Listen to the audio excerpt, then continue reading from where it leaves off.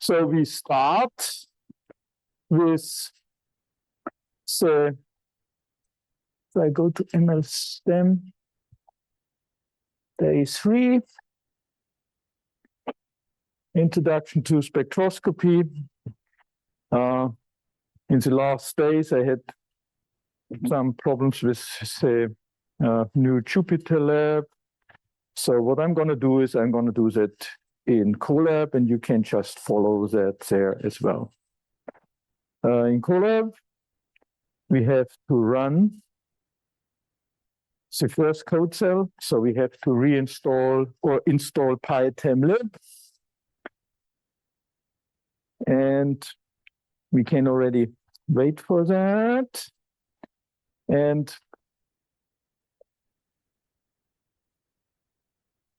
talk about the inelastic scattering. So we have most of the electrons hopefully not interacting with your samples. Then we have the elastic scattering. That's where we do the diffraction. And that is down here. We have the electrons diffracting in all directions, including back. That is a signal we use generally with in an SEM. And then we also interact inelastically with the atom, so we transfer energy. One of them we encountered yesterday, so we were interacting with the phonons. So the phonon had a profound influence on the diffraction pattern. So they gave us this the Kikuchi lines. You can also interact with them. The energy of them is in the MeV range, so you need a very, very good monochromator. There are only a few in the nation for that in the moment. Okay, it takes this off. And we have the interaction with directly transferring energy to the atoms. That is the energy loss that we measure. And when they fall back to the ground state, we can emit photons. They can be in the light, so we have cathodoluminescence, or EDS for the X-ray radiation. And the competing process for the X-ray radiation is also Auger electrons. So we'll look into that as we go into EDS. So by now that should be done. We have to restart our session. It's under the runtime menu. Everything stays there.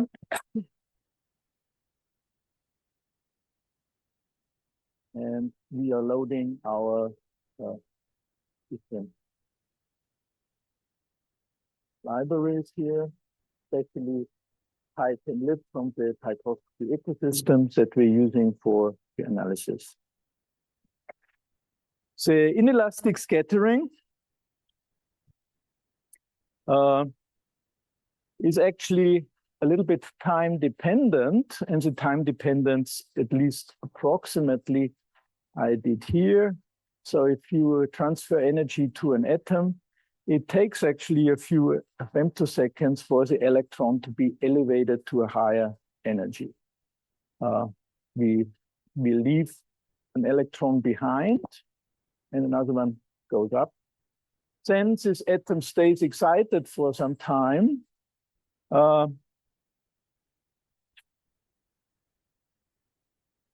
And that time can be very variable. We all know from our frisbees in the evening, right? So they can be fluorescent for quite some time, so that time can be quite long. Usually, however, it's in the femto and nanoseconds. That means, okay, let's go to the end of that. And then it takes a little bit longer, and then the energy will be released, and then a few femtoseconds later, This is when they are in the ground state. So it means for us, on a practical point of view, that there is a big difference between spectroscopy with electrons and spectroscopy with light, because we have very few electrons and they hit them in orders of milliseconds, and we see 36 orders of magnitude slower than our atoms are generally getting excited and falling back. So it means we always see the atoms in the ground state. All atoms are always in the ground state.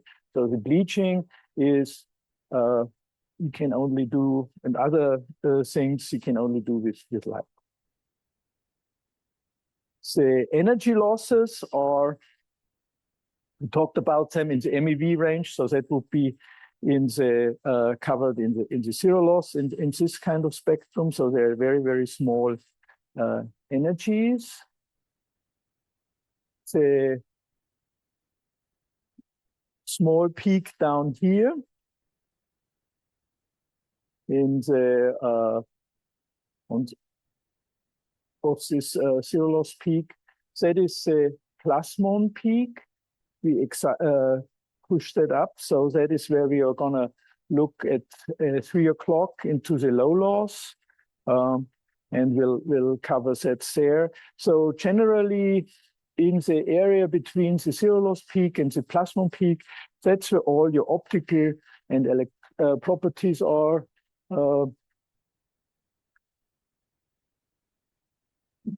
Can be analyzed, the electronic structure, even things like conductivity and of course absorption. All of these kind of parameters can be learned from that kind of region. On that energy scale, can you see my mouse? Where it points to the y-axis, that is the whole visible spectrum. So we really need to change the energy scale, and we can do that, of course. So you with a monochromator, so we have a monochromator on our instruments.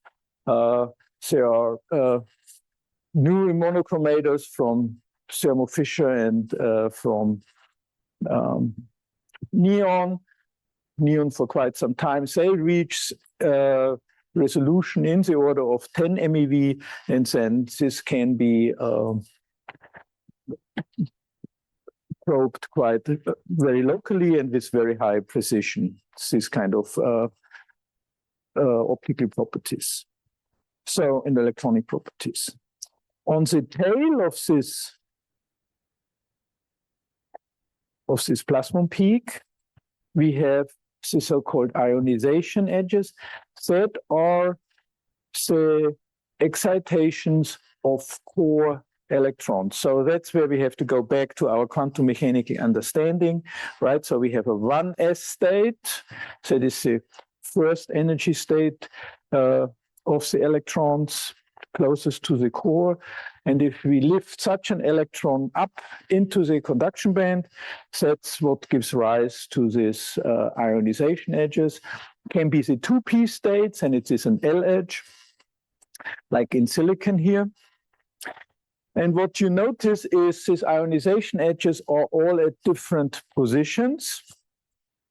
The position is element dependent, so they're tabulated. The area under these edges, so we have to subtract the background. The area under these edges is giving us the concentration, so the chemical composition. And you also notice that these shapes are very, very different. And this shape gives us information about the bonding of the elements, about the coordination, and so the local environment of the atoms. So again, the electrons interact strongly with the materials, and so we have a lot of information here. Once we have this primary energy loss, right? We just learned this will fall back and emit a photon. So if you excite a core state, then the energy differences are so large to get back, for the atom to go back to the ground state, that it is in the order of a X-ray photon or an Auger electron. We divide this kind of spectrum in 3 different regions. The zero loss peak, we use the zero loss peak to determine the resolution of our whole system. So without a monochromator on our system, we have about 1.2 eV resolution. With the monochromator, we can reach 100 MeV, 100 millielectron volt energy resolution. The spatial resolution is always the same. So we always reach whatever, depending on the acceleration voltage, but always around 1 angstrom. So on the atomic scale. Second part is the valence loss. So that's when we interact with the valence electrons. Short reminder, the valence electrons are the ones that do the bonding, right? So that's where all the macroscopic properties reside. So that's why we probe them, and that's why I was saying optical and electronic properties. And then the core loss, or the core states of the electrons, of the atoms, the core state of the atoms, those electrons are very tightly bound. So we need a lot of energy to excite them. Here is again approximately the energy range. In the energy, very little energy transfer, 1 to 70 eV.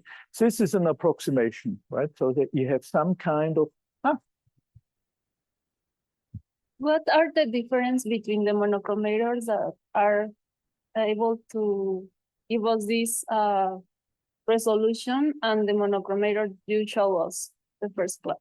And the monochromator what? What's the difference between this kind of monochromators and the ones that you show us? For light, you mean? Monochromators for light? Between this one and the monochromators for light? For the one that you show us, the first class? That is an aberration corrector, not a monochromator. Okay, good point. So for electron optics, right, both of them are for electron optics. So one is doing aberration correction, so it corrects the lenses. The other one is basically very close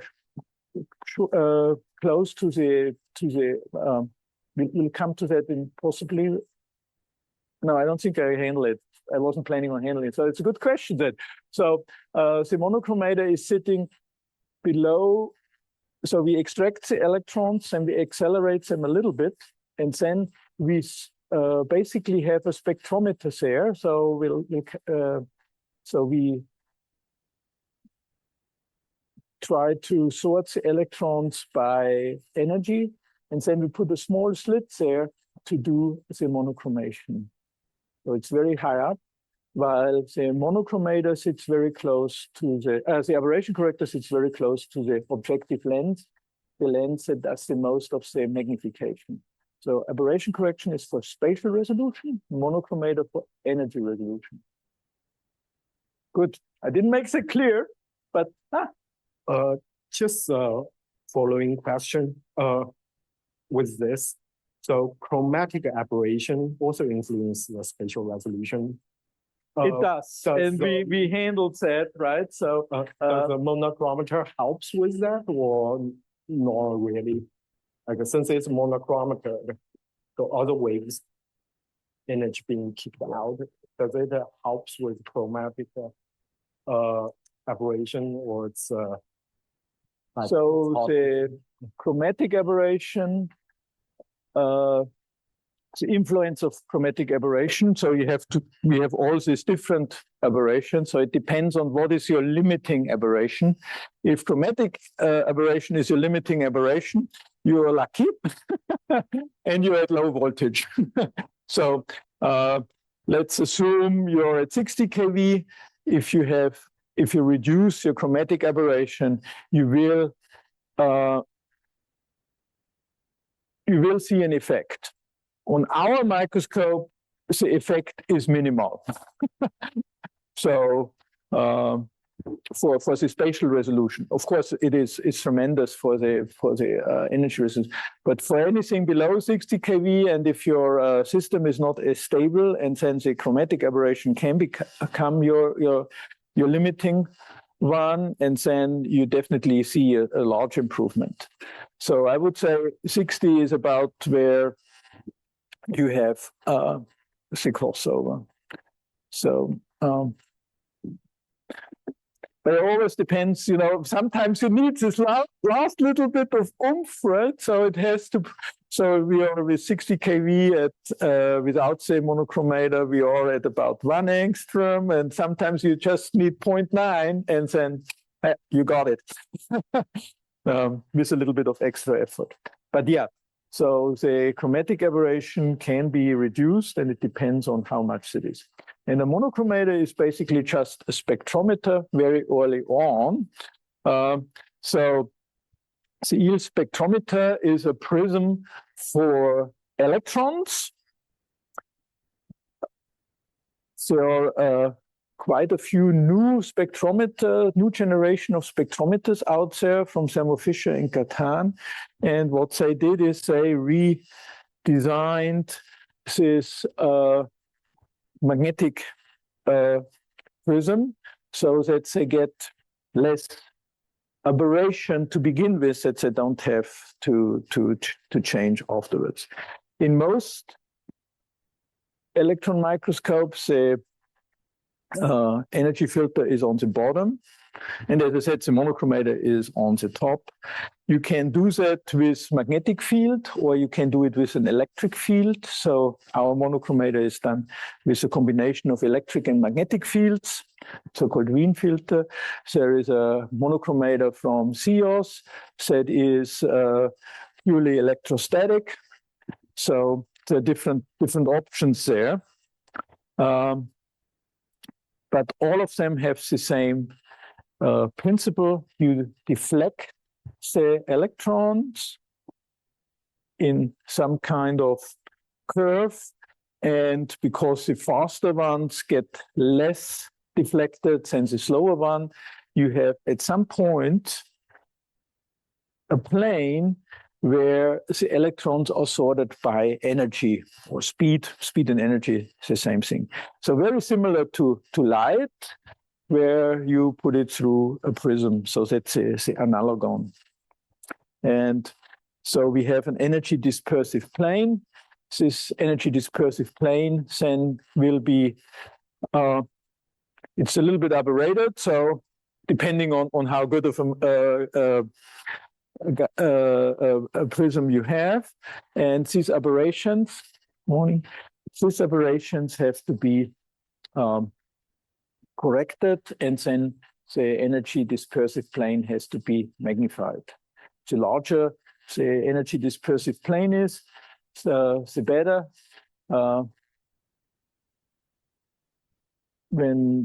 When I came to Oak Ridge, at the time we designed a spectrometer together with the Cavendish lab, and we had a monster magnet, and our energy dispersive plane didn't actually really need to be magnified much, so we had to demagnify it for most things. So anyway, so it doesn't do very well with my, let's go to my other one.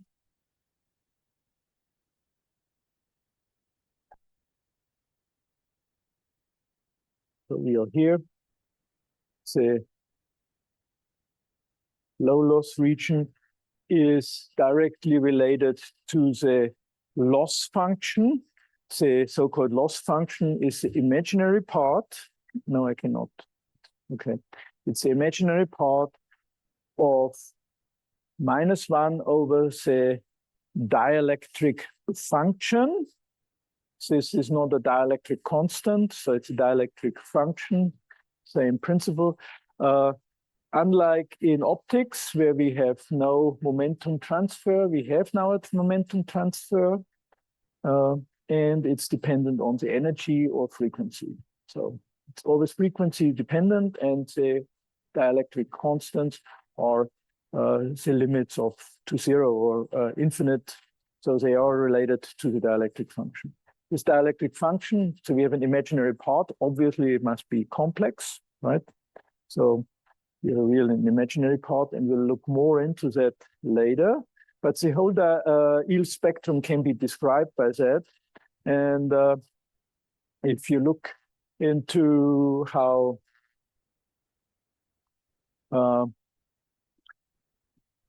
theoreticians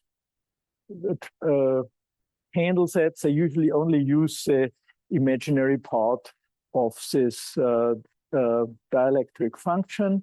That is the loss function. If you want to go to the electron energy loss function, you have to have this term here with the angles, because there's an angle restriction, so the angle dependence that you have to consider as well. So just as a caution, there is the Kroger formalism.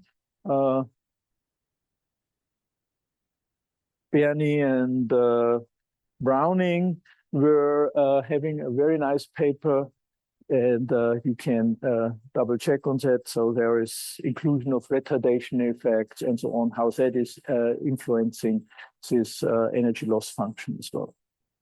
So we think of this low loss spectroscopy in terms of electrodynamics. So we think of it all in terms of the dielectric function. And then you get the usual dielectric function. In core loss spectroscopy, okay. We are missing a picture here. Funny. Core loss spectroscopy is usually considered in terms of quantum mechanics. So we have an initial state, which is our core state, and a final state, which is our conduction bands. So that is ones that are empty. So we cannot put the electrons anywhere else. So we have to go above the Fermi level till we find an empty space. And so we have then an Hamiltonian that does that. We don't have to, so I'm just saying that is when you want to do the simulation. So that if you compare that to theory, you want to compare that to the density of state of the conduction band. We'll go a little bit. I don't think we go. Yeah, I think we go a bit more into that when we do the core loss spectroscopy. But so it is to be said that we need to have also the momentum resolved density of state, because we have a dipole selection rule that we are using, that we have to adhere to. And the other thing that's important is that we naively would imagine, okay, you have an electron in the core state, we put it up into the conduction band. The energy between the two states, that is what it is. That is where the time constant comes in, because that's not what it is, right? So you take an electron out, we make this Gedanken experiment. So somewhere from one of the shells, that means all the other electrons settle down a little bit in a different energy range. And so that is actually reducing the total excitation energy that you need to get that up into the conduction band. So you need less energy than what you would think, because you gain a little bit from the resettling of the other one. And you have a core state now in the So you have an empty state there, and that again, everything is settling, so it changes a little bit your density of state, and you have to consider that in your calculations. Luckily for us, for a compositional change, that is not really very necessary to consider all of that, because so it is linear with the number of atoms that are in the probed volume. So that is the atoms per unit. So it's the areal density. Areal density is actually even a thermodynamic parameter. So the areal density, that is, it is luckily linear in that. It depends, of course, on how many electrons you shoot into the sample. That is this I0 here. And then we have the cross-section, so the probability that any electron that hits it, an atom, will excite it actually across the electron up into the conduction band. So and that probability is dependent on the collection angle. So how many electrons can go in all directions then afterwards, right? So how much do we really collect, and the energy loss and the energy window that we are using. No, we don't have a chat one, so normally I get flagged down. What we are going to do is when we are doing that, we use this instead of measuring I0, which we can also just use the low loss spectrum itself. So the sum over the low loss spectrum gives us a very good idea of how many electrons hit that. If we check back to our core loss spectrum here, we lost it. Things disappear on me. You can see that this edge is barely visible here. So most of the electrons really are in the first few hundred eV, and we are just summing over that. So we make very little error if we do that. We know we are a little bit too small. So once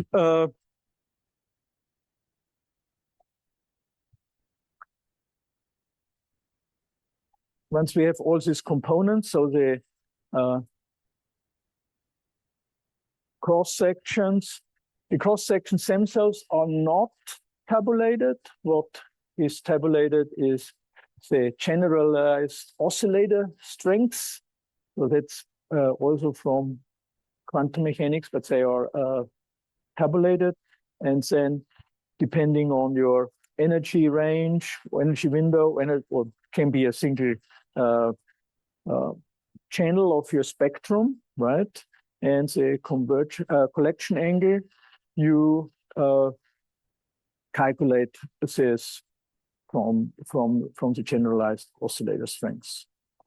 There are a few new ones out. I haven't incorporated them into PyTEMlib. I'm using the one that is published by NIST for photoelectron absorption, and I convert that one over for electron energy loss spectroscopy, and that works very well. The one directly for EELS should work a little bit better. It's coming out from the Nellist group, so they have done a few new calculations, and you will see what I need for my analysis. I need these cross sections for a very large energy window because I want to fit it. So what do I need to fit in the core loss region? I need to fit the background. So the background is actually quite nasty in a way, because it's not really clear how this background is defined. So it is tail of the plasmon peak. Plasmon peak is asymmetric, and then we have multiple scattering. So an electron can excite a plasmon, excite a plasmon, excite a plasmon. Okay, so that is complicated.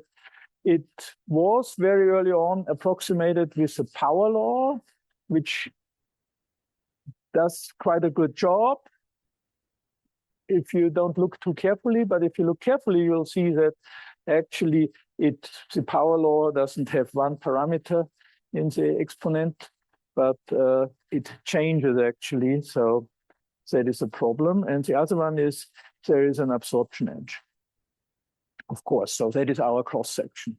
So we want to fit our cross section directly onto the spectrum. I came to that kind of what's called now called model based analysis, because we make a model of the spectrum and fit that. I did a course on eels. I don't think it was in whatever 2005, so a long time ago. And I made this statement at the time in class. You give one spectrum to 5 experts in eels, and you get about 10 answers back for the quantification. And then I thought, okay, let's just figure out what the different people did, right? And I did that with an Excel spreadsheet. So the first version of that was an Excel spreadsheet, and it took forever to explain to students how to do that. Nowadays, it's much easier, right? So you have Python with a fitting routine, and everybody gets it. Okay, so if we fit our cross section to the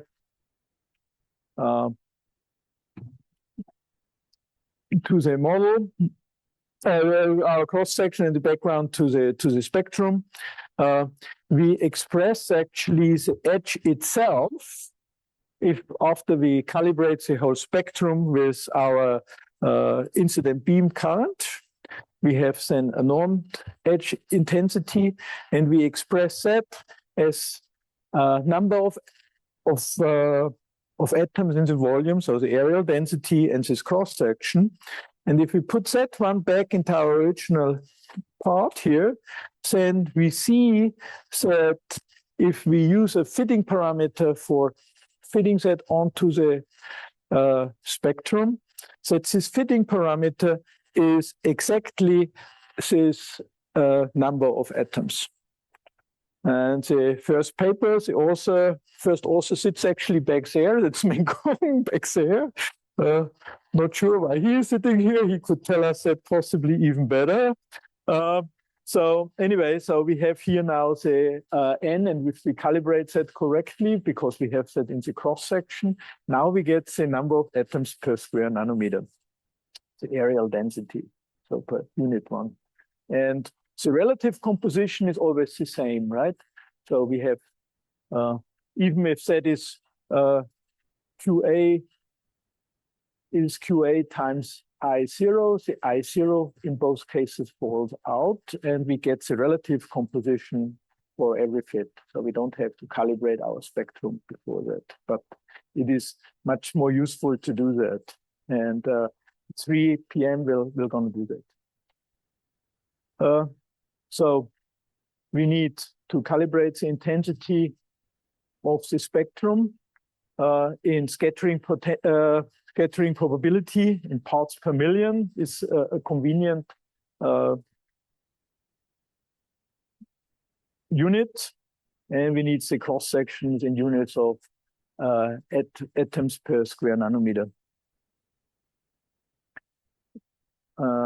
In units of nanometer squared. So the cross section is an area, right? So it should be nanometer in that, not barns. I forgot how many barns in a nanometer. Barns was originally used for neutron scattering, I think. So it's because for neutrons, atoms are as big as barns. It's kind of a physics joke, so that's why nobody laughs about it. So this is not a good unit for us because we are really after the number of atoms here.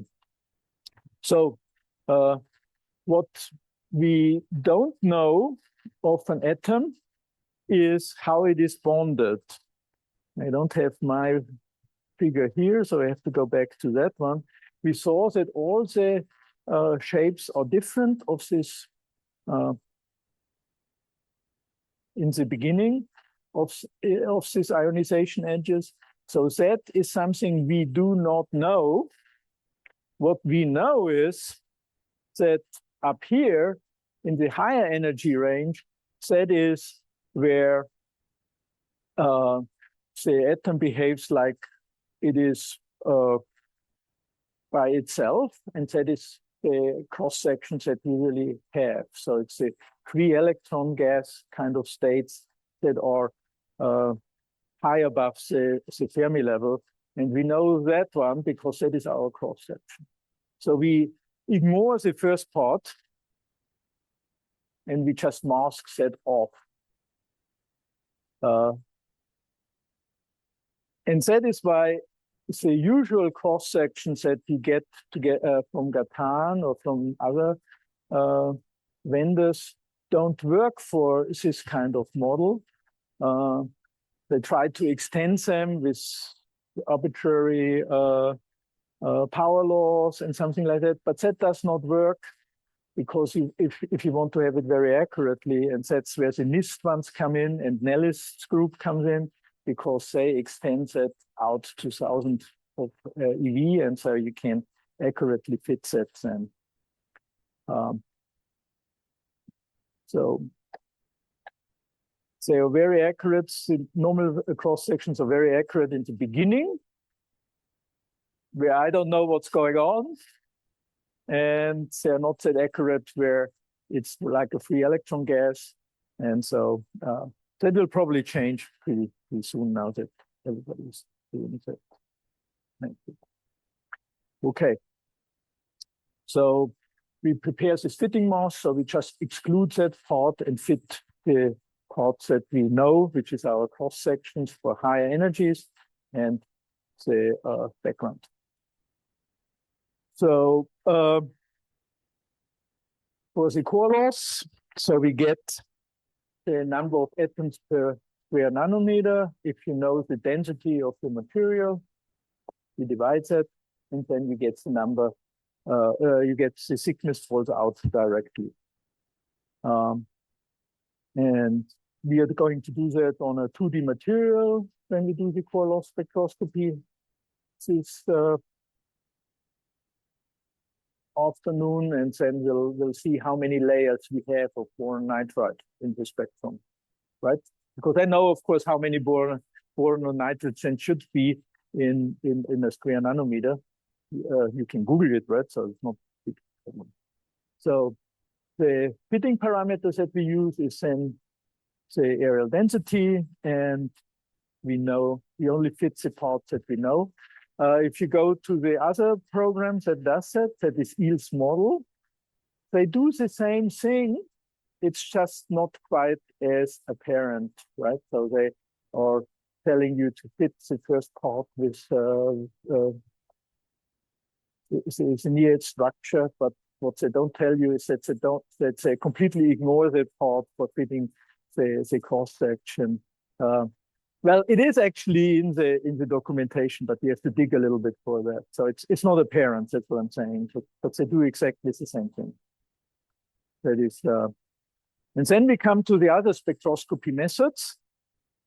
I'm gonna run over a little bit with this lecture because acquiring EDS spectra is actually quite fast and simple, hopefully. So other spectroscopy methods. We have secondary electrons, so that is what we use in the SEM, and we are not covered here. We have backscattered electrons. That is not the spectroscopy method because that is a diffraction method, right? So In the SEM, we have secondary electrons and tertiary electrons. We have X-rays and light. So that is the same process. However, the X-rays, so the hard X-rays, the characteristic X-rays that we find, those are the ones that compete with Auger electrons because they have enough energy to either emit an electron or a photon. That complicates the stuff. So what's going on here? We have, let's say, a carbon in the ground state, and we want to knock out one of the 1s state, that is the so-called K shell. Fun fact in the beginning for that naming thing of the shells. In the very beginnings, they didn't know whether there were any closer shells, so they just started in the middle of the alphabet, right? So K, L, M, N, N. So that's how that came apart. So the KH is at 284 electron volts.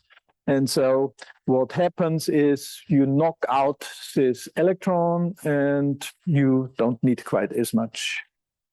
So the energy itself is a little bit higher. So what happens after that? So as I said, it takes a while, then the electron is out, takes a little while longer, and then goes back to the ground state. And this has two options here. Either we emit a photon, and we emit this photon by having one of the electrons from a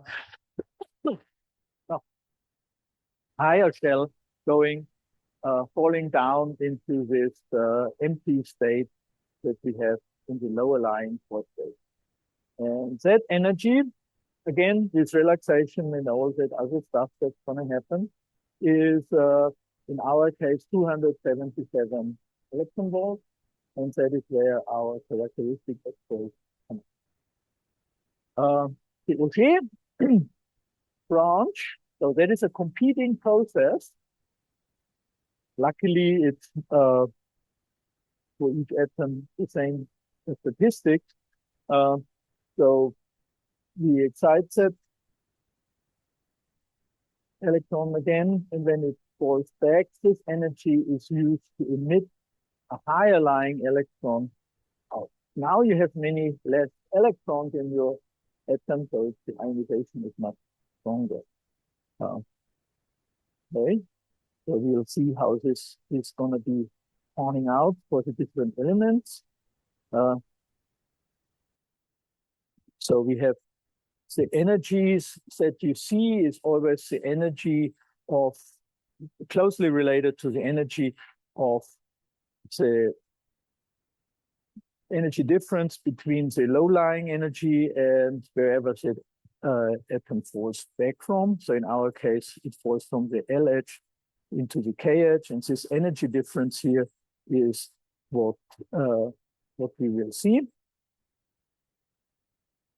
And so that is tabulated. The competing processes that we have here is the so-called fluorescent yield. So how many of these are photons, how many of them are Auger electrons? That is approximated here. So the fluorescent yield for the K shell, you see, the higher the energies are, or the head, no, not the high. The higher the atomic number is, the more likely it is to get only photons. So the light elements and the light low energies are the ones that do. Auger electrons. Did I not run that? Oh, and in this one I did not run that.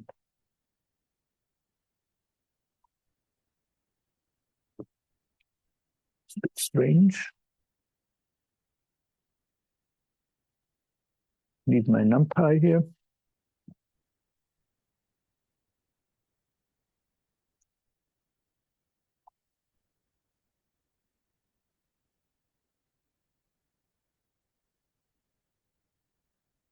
So the fluorescent yields goes about with the atomic number in squared, then divided by some kind of constant.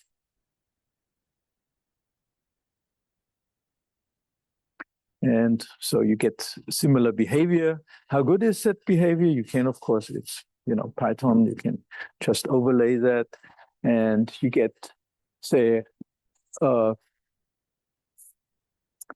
alignment is rough, I would say.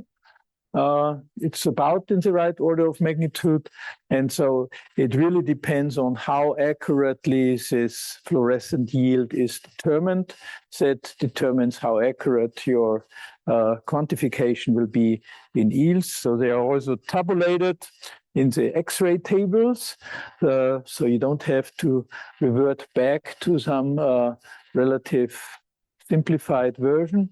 But it tells you one thing already, is that the K-edges, like in the eels, the cross-section for the K-edges are very well behaved. If you go to L, M, N ones, it's less and less. And you see that when you do quantification with EDS on your SEM as well. So as soon as you have to mix the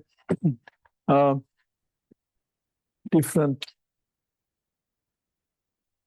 Again, we remember the K-edges are the ones at the initial excitation, right? So we have an initial excitation of a 2p states, and we have the fluorescence yield of the L edges or L family.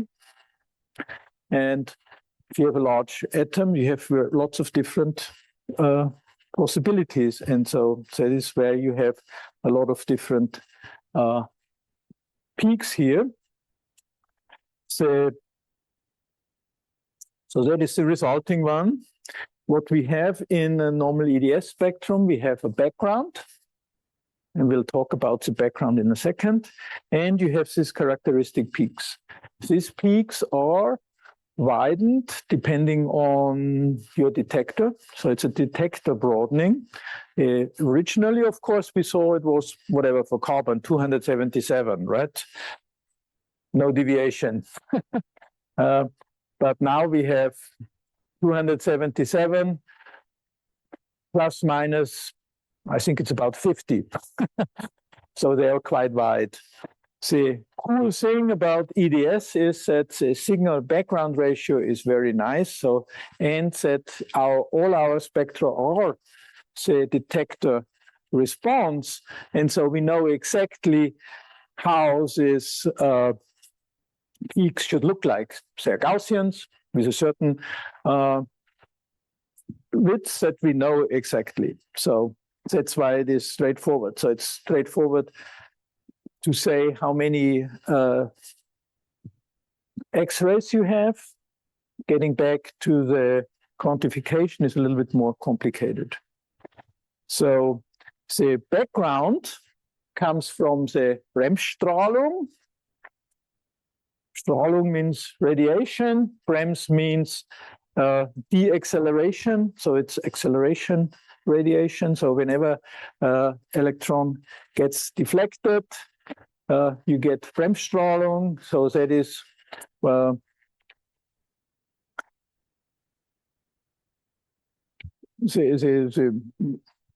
radiation effects of X-rays, right? So that's what does the damage. And so any atom will, of course, deflect the electron. And because it does that, we have lots of X-rays in the electron microscope. And that's why everything is so heavy in an electron microscope, because it's shielded with lead.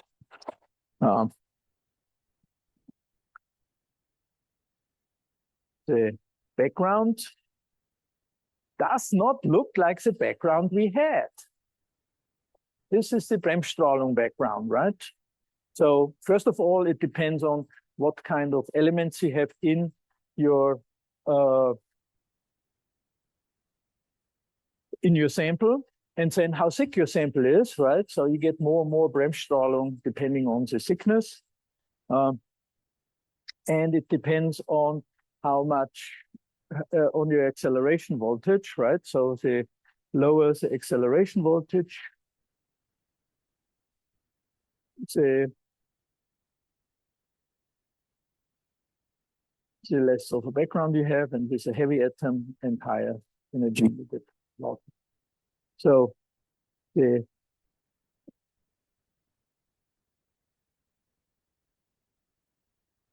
okay, I'm missing all my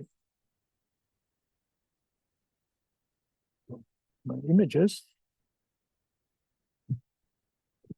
I went through this morning, so this is highly irregular. The EDS resolution is, as I said, given by the detector, and that is based on the Poisson statistics. So an electron comes in and produces, because it's very, very fast, a lot of electron hole pairs that then have to be moved to the,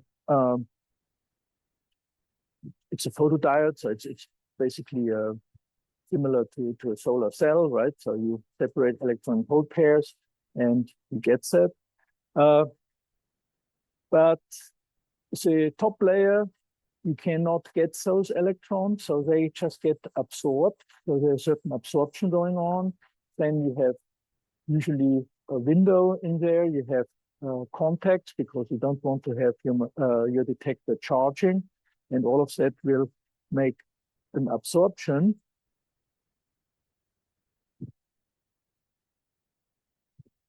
And this absorption is exactly the same one as you have in your material. So there is not really anything different about that. Depends on the density and the thickness. And the detector does the same thing. And so your detector response is so that every small energy will be just not be detected because it's absorbed by the detection system itself. We have a big gap here, so that is the silicon one, so that is going to be reduced. And depending on the thickness of the detector, some electron could go through it if it is not thick enough, right? Usually we only do our energy spectrum to about 40 kV, so we have full absorption within our spectrum. So these low electrons have a problem. And if we look at that in our background,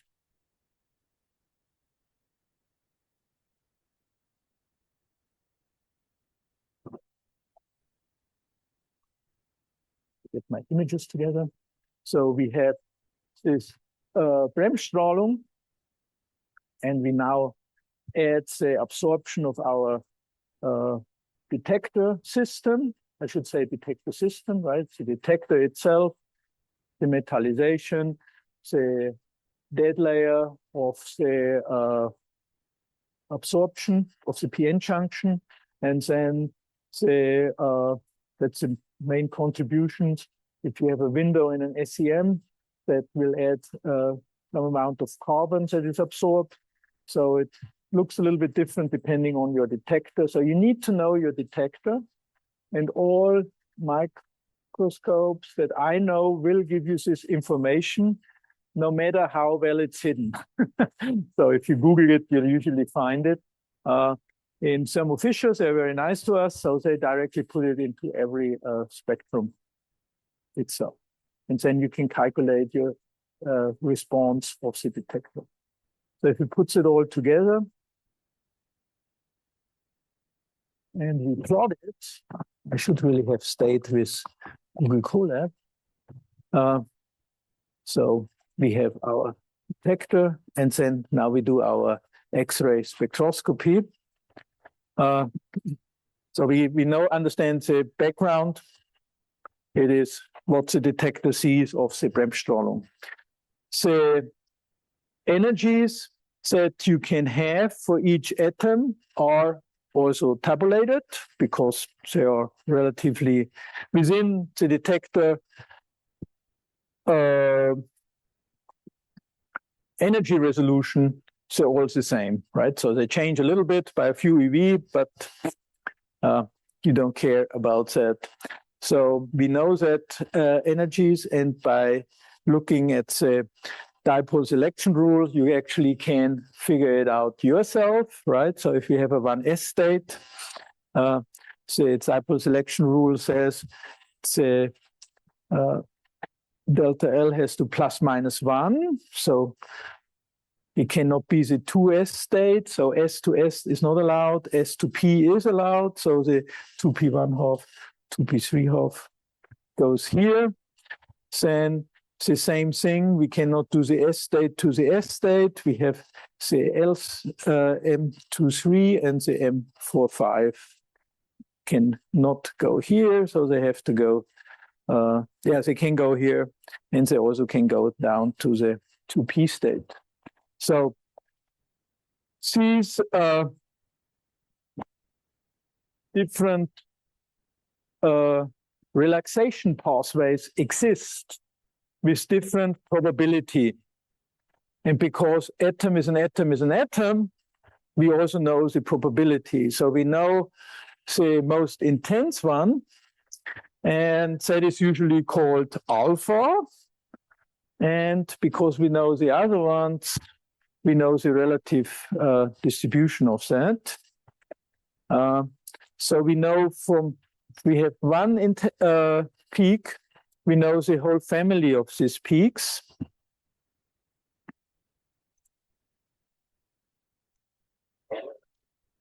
And so for whatever titanium, you know how many you have. So unfortunately, there are two different nomenclatures out there for that.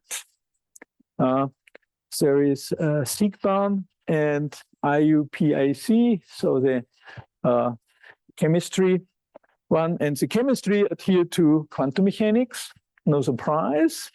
So that's the more modern one. So it just tells you what which energy states are involved here. And that's correct from the quantum mechanical one, but most people want to know which one is the strongest one.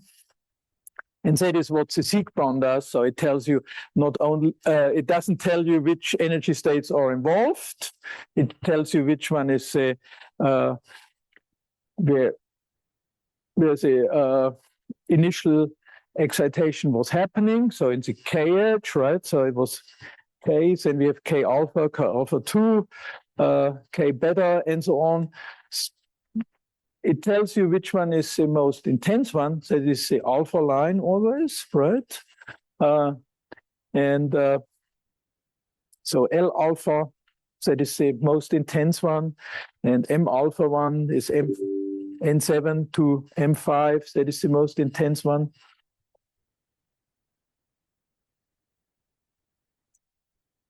Okay, so these are the intense ones, and that's what you want to know when you're on the machine, but it doesn't tell you really the quantum mechanical background. So that's why both of them are out there, and different people have different preferences, right? Because a lot of microscopists are old, like me. Many of them like the Siegbahn one. I like the quantum mechanics one better, but so it's a personal choice. And so what we have now is that we don't see anything. I should have stayed this.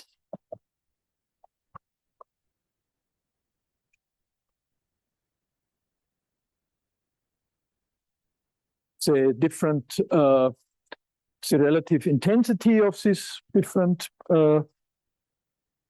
edges, they are measured, they are, so you get all the different values, and as I do here, I just get them from the tabulations that I use within PyTEMlib, right?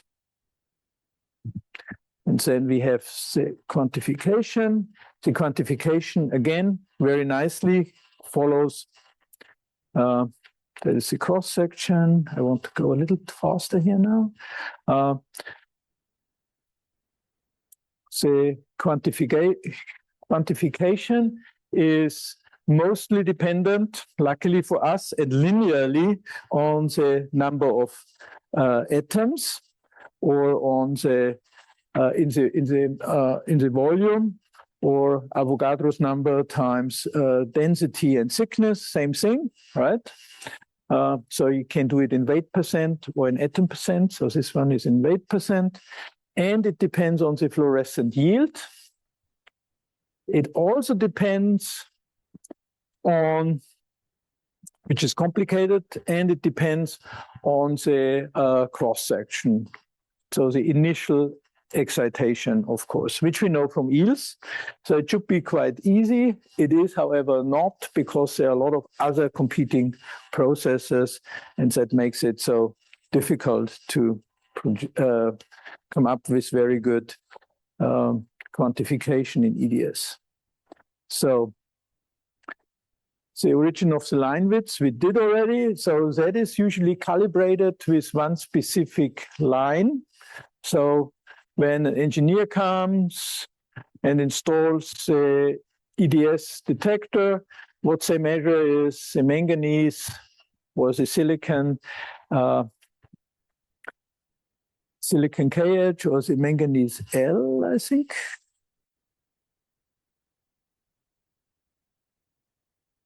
And from that reference peak widths, you can calculate all the other peak widths directly. So there's not much you need to be doing here. And you have to know and it's dependent on the energy itself, right? That's what we said. So an electron comes in, makes a cascade of electron hole pairs, and you have to collect them. And so the different energy widths and heights are known for carbon. So here I plot them for carbon, phosphorus, aluminum, oxygen. So they're all known, and you can get back to that. And so you can easily fit them. And we'll see how I do that after we acquire some EDS spectra.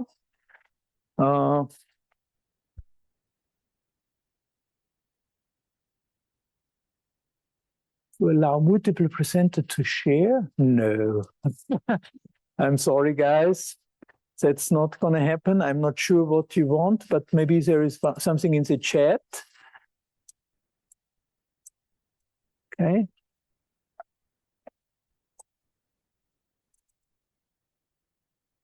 Okay. We have a very early question on EELS spectroscopy. Monochromator, so Surya was explaining that. Okay. And then we have here Chantanu for mapping bandgap landscapes. Cherenkov radiation is often a problem. How can one address that? That is a good question. One thing I want to okay, sorry, I'm a professor. You'll get a long answer. So Cherenkov radiation is highly forward scattered. So the easiest way to avoid that is to go in a Bragg reflection. You get enough intensity if it is thick enough, and you can do that. So a momentum resolve field is required. All you need to do is shift far enough out. In an ideal case, we would be able to be blocking. No. I think we need a short break in a moment. We need to drink something. So in the ideal case, you would block out the centers and you don't have the Cherenkov variation. But what we do is we just move it out a little bit. We try to get as much of a deflection from that point. So I was thinking for a long time, since we know the Cherenkov radiation, and the Cherenkov radiation is actually dependent on a lot of physical parameters. if we do the difference between them, we can actually determine what the Cherenkov radiation does. And we can actually use that to get information, presumably very accurate information about the conductivity of our sample. So if you look into Filter formulation, you can see there's a lot of good information in that area. And so we should be able to use that. So, but the simple answer is don't take the zero spot. We are already in STEM mode, presumably. So we don't use the zero spot, we just go out to a higher reciprocal vector, right? So momentum. That is the easiest way to get rid of it, and then you can map that very accurately because it's gone. You need a monochromator for that for most materials, right? So even silicons, the tails of the zero loss peak are a little bit problematic, but we'll go into that when we are looking into how to analyze low loss spectrum in the optimal. Okay. Any other questions? Okay. Okay, so the requesting to share was apparently a misclick. I do many of them myself, so I'm fully understanding, no problem. Okay, cool. Any other questions from here? We had some. I have a question. I asked other people before, but I just never have a right answer. So for the EDS, when the X-ray is generated at higher energy, that X-ray may be absorbed by the sample itself, create X-ray fluorescence. So Okay. in this case, how do we quantify which is X-ray fluorescence compared to the EDS? Okay, so one has to go. We actually will do that when we analyze this spectrum. We will take into account that the photons, so the X-rays you create, are actually interacting with your sample. In a thin sample, like we have it in a TEM, we have no fluorescence. That's good. Fluorescence means the photon knocks out a core state from some other atom, and that produces some spurious X-rays that we don't want, and it's super complicated to keep track of that. So luckily, in a TEM, we don't have that complication.